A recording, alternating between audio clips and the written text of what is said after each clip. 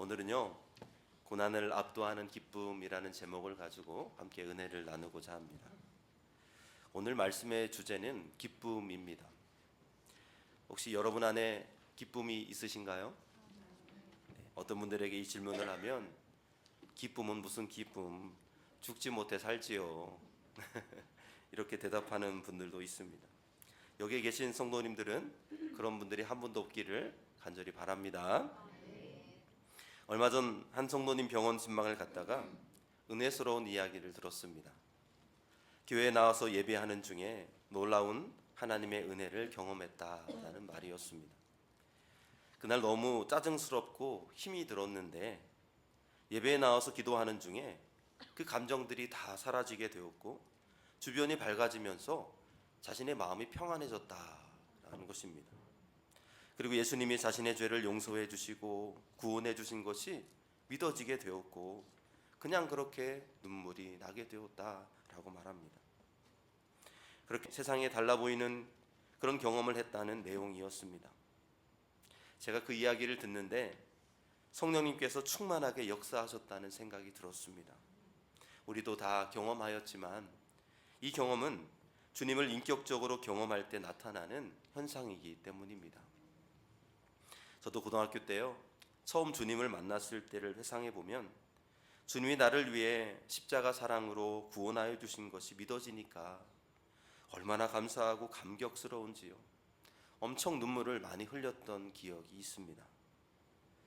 우리가 이렇게 믿음의 사람이라면 누구나 세상에 줄 수 없는 한없는 기쁨을 경험하게 됩니다. 그런데 언제부터인가 이런 감격과 기쁨이 사라지고 내 안에 불평과 불만이 가득한 삶을 살고 있는 우리의 모습은 아닌지 돌아보게 됩니다. 사실 그리스도인으로 살아간다는 것이요, 쉽지 않습니다. 왜냐하면 우리가 예수님을 믿는다고 해서 고난 끝, 행복 시작, 이것이 아니기 때문이죠. 오히려 예수님을 믿는 믿음으로 당하는 고난이 더욱 많음을 우리는 경험하게 됩니다. 그래서 기쁨은 고사하고 고난과 고통만이 가득한 것이 오늘 우리의 현실이 아닌가라는 생각이 듭니다. 그런데 여러분, 오늘 본문의 바울을 보면요, 그는 달랐습니다. 기쁨이 아주 가득하였어요. 무엇이 그렇게 기쁜지, 억울하게 감옥에 갇히게 되었는데도 그 감옥의 차가운 바닥에서 무릎을 꿇고 기도하면서 자신은 기쁨으로 가득하다라고 그렇게 고백하고 있습니다. 아마도 정신이 온전한 사람이라면 이런 상황에서 하나님 도와주세요. 제가 얼마나 억울하신지 아시지 않습니까? 저를 속히 석방시켜 주시고 이 일을 통해 하나님이 영광 받으옵소서, 이렇게 기도했을 것입니다. 그러나 그는요, 그렇게 기도하지 않았어요. 그는 이렇게 말합니다. 나는 기뻐합니다. 앞으로도 기뻐할 것입니다. 그리고 내 안에 예수 그리스도가 살아계시니 나는 죽는 것도 두렵지 않습니다. 살든지 죽든지 나를 통해 그리스도가 존귀하게 되면 그만입니다. 이렇게 고백하고 있는 것이죠. 여러분, 왜 이렇게 사도 바울에게는 기쁨이 가득하였던 것일까요? 그래서 억울하게 고난을 당하면서도 기뻐하고 또 기뻐할 것이다 라고 말하고 있는 것일까요? 여러분, 이 시간 사도 바울이 고난을 당하면서 기뻐하는 이유를 살펴보면서 우리도 그 기쁨이 가득해서 그 어떤 고난도 압도해버릴 수 있는 귀하고 복된 신앙이 되시기를 주님의 이름으로 간절히 축복합니다. 오늘 첫 번째로요, 사도 바울이 고난을 압도하는 그런 기쁨이 있었던 이유는 그 고난으로 인해 복음 전파에 도움이 되었기 때문이었습니다. 우리 함께 12절을 함께 해볼까요? 12절 말씀 같이 함께 읽습니다.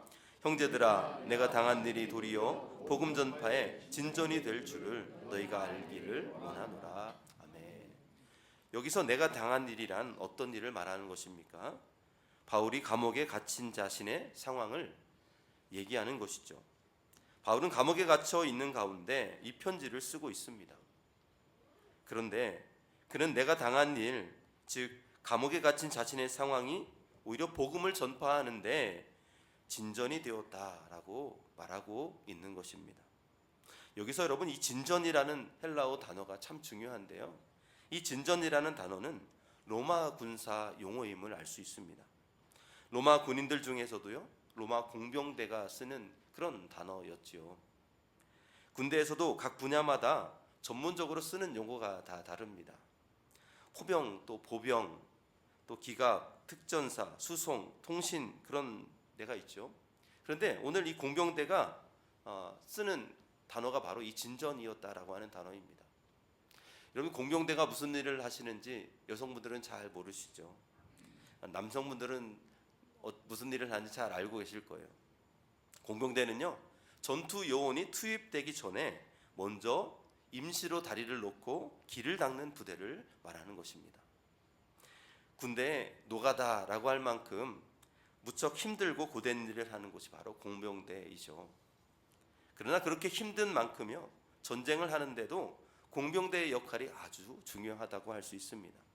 왜냐하면 이 길을 잘 닦아 놓아야지 부대 화력의 이동성이 좋아지고 잘 싸울 수 있기 때문입니다. 그 로마 시대도 보면요, 전쟁이 끊이지 않았었습니다. 그런데 로마는요, 항상 승리했던 이유가 있었어요. 그것은 바로 로마 군대는 그 어떤 것도 당해낼 수 없는 놀라운 무기가 있었기 때문이었습니다. 그것은 바로 전차라고 하는 무기입니다. 그러면 전차 다 아시죠? 이렇게 말에서 앞에 끌고 뒤에서 그렇게 무기를 가지고 달려나가는 전차입니다. 이 전차는요, 유일하게 바퀴를 이용해서 온갖 중무장한 화력을 싣고 이동하면서 쏘는 무기인데요, 그 당시 어떤 막강한 군대도요, 이 전차 부대의 위력을 당해낼 수가 없었다라고 합니다. 그래서 이 전차 부대가 한번 지나가면 그것은 로마의 땅이 되어버렸다는 것이죠. 다들 정복당하게 되는 것입니다. 그런데 이렇게 이 전차가 움직이고 이동하려면 반드시 길이 닦여져 있어야 하는데 그 일을 바로 이 공병대가 하는 것입니다. 바울이 바로 이 로마 공병대가 쓰는 단어인 진전을 편지에 쓰고 있는 것이죠. 그 당시 로마 공병대가 진전, 이 길을 닦았다라고 하는 말은요, 그것이 곧 로마가 되었다라는 말과도 같았다라고 합니다.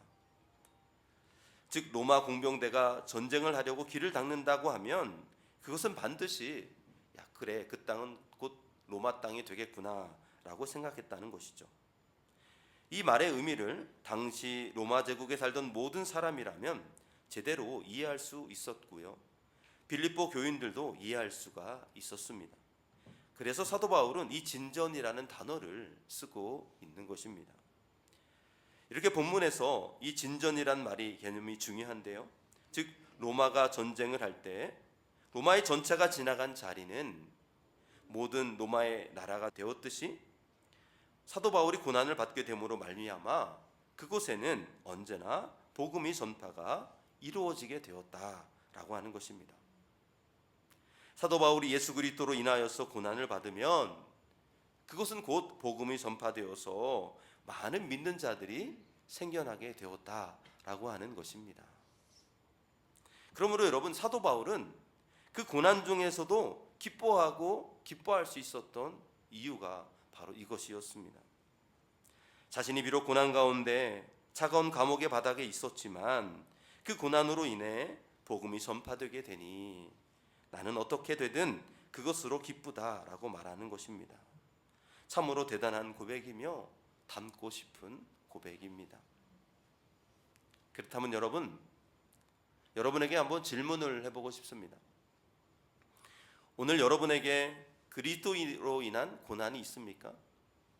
내가 예수님을 믿고 구원받아 하나님의 자녀가 된 자로서, 그리고 예수님을 닮아가는 삶을 살아가는 자로서 하나님의 말씀 때문에 오는 고난이 저와 여러분 가운데 있느냐는 말입니다. 만약에 이 고난이 없다면 내가 과연 예수를 잘 믿고 있는지 한번 돌아봐야 할 것입니다. 그러나 여러분, 내가 예수 그리스도로 인해 받는 고난이 있다면 기뻐하시기 바랍니다. 왜냐하면 그것으로 인해 하나님의 복음이 전파되고 있기 때문입니다. 내가 예수 그리스도로 인해 당하지 않아도 될 고난을 받고 있다면 기뻐하십시오. 그 고난으로 말미암아 복음 전파가 되고 있는 줄로 믿습니다. 장미꽃을 무척 좋아하는 조이스 목사님이 있었습니다. 어느 날 그는 노란 장미 묘목을 사다가 집 정원 여러 군데에 심어놓고 아침 저녁으로 그리고 자신의 여가 시간을 온통 장미를 기르는데 정성을 쏟게 되었습니다. 그런데요, 그렇게 하여 몇 년이 지났는데도 목사님이 기대했던 장미꽃은 찾아볼 수가 없었습니다. 그냥 단지 잎만 무성해지게 되었던 거예요. 그래서 이 목사님은 도대체 왜 그럴까? 혹시 농장 주인이 속이고 나에게 잘못된 것을 주지는 않았는가? 라는 생각이 들어서 그 농장 주인을 찾아가게 되었습니다. 이렇게 말했어요. 아니, 몇 년 전에 내가 자네한테서 노란 장미를 사간 것 기억하지? 그런데 난 그 꽃을 이제 꽃 한 송이도 구경할 수 없었어. 혹시 자네가 나를 속이지는 않았는가? 라고 묻게 되었습니다. 그러자 그 농장 주인은 아니 목사님, 속이다니요. 언제 제가 목사님을 속인 적이 있습니까? 그런데 어떻게 가꾸고 심었습니까? 심고 가꾸셨습니까? 그러자 이 목사님은 이렇게 대답합니다. 우리 집 정원에다 심고 아침 저녁으로 살피고 또 토양도 기름지게 해주면서 온갖 정성을 다 쏟았다네. 그런데 꽃은 볼 수가 없고 잎만 무성한 거야. 그러자 농장 주인은 크게 웃으면서 이렇게 말합니다. 아, 바로 그것이 꽃이 피지 않는 이유로군요. 그 장미는 보통 장미와는 달라서 기름진 흙이 아닌 박토에서 잘 자라지요. 비료를 주지 않아도 되고 또한 무성한 가지는 사정없이 잘라버려야 자극을 받고 잘 자라게 된답니다. 이렇게 농장 주인의 조언을 듣고 온 이 목사님은 집에서 이제 그가 말한 대로 장미꽃 주변을 열악하게 만들고 꽃의 가지도 사정없이 잘라두게 되었습니다. 그러자 1년이 지난 후에 노란 장미꽃이 아름답고 탐스럽게 피어났다라고 하는 이야기입니다. 사랑하는 여러분, 우리 신앙의 삶도요 이와 같은 것입니다. 노란 장미나무가 시련과 고난을 통해서 예쁜 꽃을 피우듯이 사도 바울처럼 오늘 내가 받는 고난이 힘들고 어렵고 이해가 되지 않는다 할지라도 그 고난으로 인해 복음 전파에 진전이 되고 있다는 것을 여러분들 기억하시기를 바랍니다.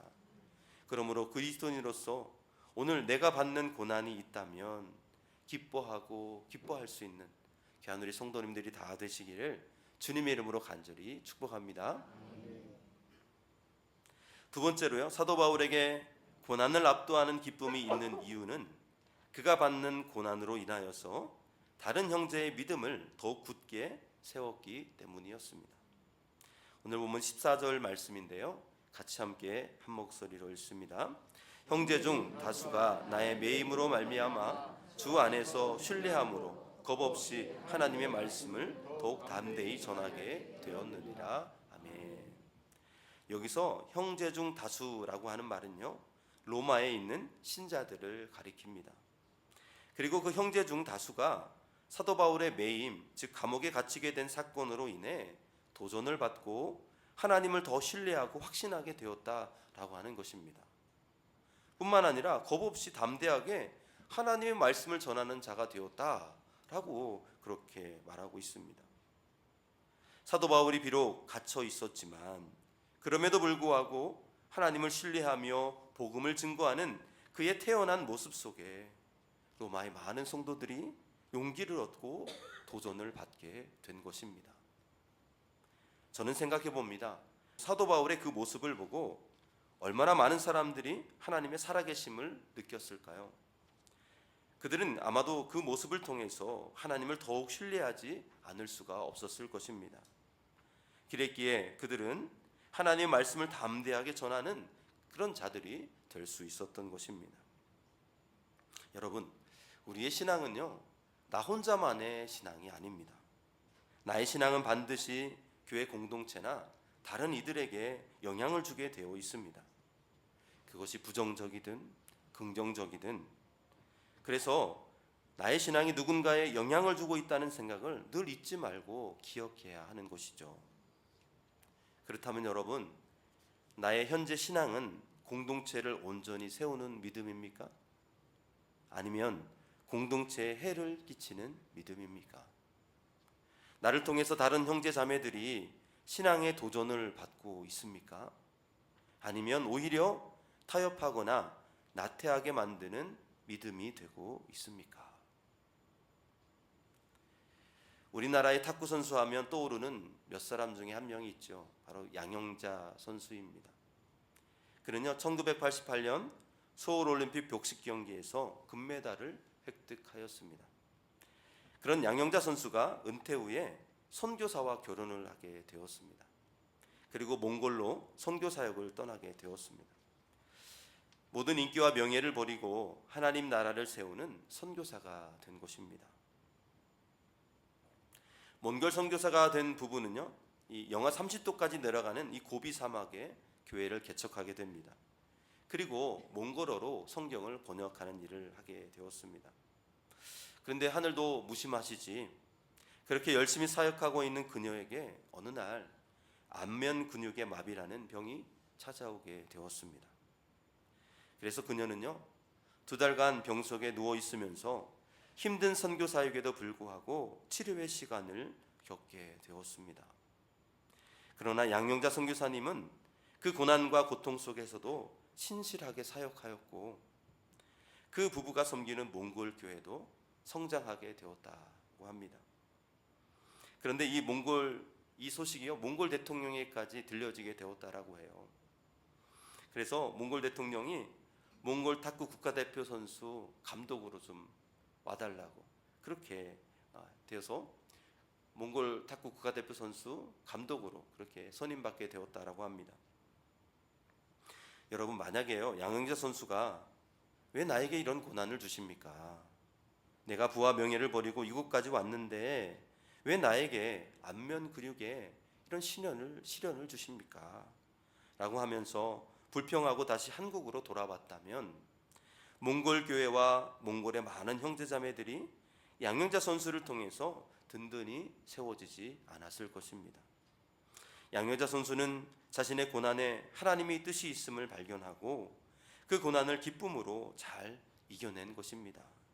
그럴 때 그를 통해서 몽골의 형제자매들이 세워지는 귀한 역사가 일어나게 된 것입니다. 사랑하는 여러분, 지금 내가 예수 그리스도 인하여서 받는 고난이 있다면 기뻐하시기 바랍니다. 그 고난을 기뻐하는 여러분들을 통해 다른 형제자매들의 신앙이 도전을 받고 온전히 세워지고 있다는 것을 여러분들 믿으시기를 바랍니다. 바라기는 여러분들로 인하여서 많은 성도들이 도전을 받고 참 신앙으로 잘 세워져서 하나님의 살아계심을 전할 수 있는 복된 일이 일어나기를 주님의 이름으로 간절히 축복합니다. 세 번째로요, 사도 바울에게 고난을 압도하는 기쁨이 있었던 이유는 나는 죽고 예수로 사는 자였기 때문이었다라고 하는 것입니다. 오늘 본문 18절 말씀인데요, 다 같이 함께 읽겠습니다. 그러면 무엇이냐, 거칠애로 하나 참으로 하나 무슨 방도로 하든지 전파되는 것은 그리스도니 이로써 나는 기뻐하고 또한 기뻐하리라. 아멘. 이 말씀을 보면 사도 바울이 감옥에 갇히게 된 것을 보고 두 가지 부류의 사람이 생기게 된 것을 볼 수 있습니다. 첫째 부류는요, 사도 바울이 감옥에 갇히게 된 것을 보고 그를 존경하여서 더 열정을 가지고 순수하게 복음을 전하는 자들이 있었고요. 둘째 부류는요, 사도 바울이 감옥에 갇히게 된 것을 보고 바울이 사도라고 하더니만 봐봐 감옥에 갇힌 신세가 되었다, 그는 진정한 사도가 아니다 라고 말을 하는 자들이었습니다. 이들은요 그리스도를 전파하지만 그리스도를 위하는 순수한 마음이 아니라 복음을 이용해서 자신의 지위를 확고히 하고자 하는 그런 사람들이었습니다. 그들은 바울이 로마에 오기 전까지 로마 성도들 사이에서 상당한 지위와 명예를 누리고 있었습니다. 그러나 바울이 옴으로써 자신들의 특권이 상실되게 되었고요. 그래서 바울이 투옥을 이용해서 명예와 존경을 받는 지위를 다시 회복시키려고 하였던 것입니다. 근데 여러분, 이 두 가지 반응을 보고 있는 사도 바울의 반응이요, 참으로 놀랍습니다. 오늘 본문 18절 말씀인데 세번역 성경인데요, 함께 한 목소리로 같이 함께 읽겠습니다. 그렇지만 어떻습니까? 거짓된 마음으로 하든지 참된 마음으로 하든지 어떤 식으로 하든지 결국 그리스도가 전해지는 것입니다. 나는 그것을 기뻐합니다. 앞으로도 또한 기뻐할 것입니다. 아멘. 사도 바울은요, 다른 사람들이 자신을 미워하든 또한 거짓된 마음으로 대하든 괜찮다라고 하는 것입니다. 왜 그렇습니까? 어떤 식으로 하든지 결국 그리스도가 전해지는 것이 되기 때문입니다. 저는 이 말씀을 묵상하면서 사도 바울이 자신을 완전히 죽이고 예수 그리스도로 살고 있구나라고 하는 모습을 보게 되었습니다. 자신을 완전히 죽이고 예수 그리스도로 사는 사도 바울이었기 때문에 어떤 고난 가운데서도 저렇게 기뻐할 수 있구나라는 생각이 들었습니다. 어릴 때요, 부모님을 잃고 고모의 손에 자란 한 소녀가 있었습니다. 고모는 결혼도 하지 않고 이 어린 조카들을 그렇게 잘 기르게 되었어요. 어느덧 이 소녀는 자라서 고등학생이 되었고 친구의 전도로 교회에 나가게 되었습니다. 믿음을 갖게 된 소녀는요, 고모와의 관계가 좋지 않은 것이 늘 마음에 걸렸습니다. 사춘기 조카는 조카대로 잔소리가 심한 고모에게 반항심이 커졌고, 또 하라는 공부도 안 하고 교회 가는 것도 못마땅하게 여겼던 고모였습니다. 이 소녀는 고모에게 잘못한 일을 회개하고 잘하겠다고 결심하지만 집에만 가면 좀처럼 마음먹은 대로 되지 않았습니다. 고모가 조금만 잔소리하고 야단쳐도 화를 참지 못해서 고모에게 대들거나 화를 냈고 문을 쾅 닫고 자기 방으로 들어가기 일쑤였습니다. 그런데 어느 학생의 예배에서 이 소녀는 목사님의 설교에 큰 은혜를 받았습니다. 이제는 내가 산 것이 아니요 오직 내 안에 그리스도께서 사신 것이라 라는 말씀이 이 소녀의 마음을 파고들었습니다. 그렇구나, 내가 고모를 만나니까 안 되는 거야. 예수님이 내 안에 계신데 예수님이 고모를 만나주시면 되겠구나 라는 생각이 들었습니다. 예배를 마치고 집으로 돌아와 막상 현관 앞에 서게 되자 이 소녀는 다시 자신이 없어졌습니다. 문을 열고 들어가면 고모가 기다리고 있었다는 듯이 야단을 칠 것이고, 그러면 자기도 참지 못하고 또 싸울 것만 같았습니다. 소녀는 현관 손잡이를 잡고 기도했습니다. 예수님, 제가 고모를 만나면 오늘 또 싸울 것 같아요. 예수님이 고모를 만나주세요. 저는 죽었고 예수님이 제 안에 살아계시잖아요. 그렇게 기도하고 문을 열자 역시나 고모는 벼르고 있었다는 듯이 소녀를 맞았습니다. 안으로 들어서자마자 너 교회 갔었지? 하고 무섭게 야단을 치기 시작했습니다. 그런데 정말 이상한 일이 벌어졌습니다. 소녀의 눈에 야단치는 고모의 무서운 얼굴은 안 보이고 어느새 주름이 지고 흰머리가 난 늙은 고모의 모습이 들어온 것입니다. 조카들 때문에 결혼도 못하고 쓸쓸히 늙어가고 있는 지치고 여윈 고모의 모습이 보인 것입니다. 소녀는 너무나 마음이 아팠습니다. 그래서 고모를 와락 끌어안았습니다. 고모, 얼굴에 왜 이렇게 주름이 많아? 언제 이렇게 흰머리가 났어? 고모, 우리 때문에 이렇게 늙어버렸어. 미안해. 어린 조카가 자신을 끌어안고 펑펑 울기 시작하자 고모의 가슴도 갑자기 뜨거워졌습니다. 평생 조카들을 위해 자기 인생을 포기하고 살아온 고모에게 얼마나 많은 슬픔과 한이 있었겠습니까? 그런데 조카가 자기를 끌어안고 그렇게 엉엉 울자 고모의 가슴에서 응어리진 것들이 떨어져 나가기 시작하였습니다. 그날 예수님께서 그렇게 고모를 깊이 만나 주셨고 그 후 고모 역시 예수님을 영접하고 교회에 나오기 시작했습니다. 여러분, 이 시간 빌립보서 1장 20절인데요. 우리 같이 함께 한 목소리를 읽어볼까요?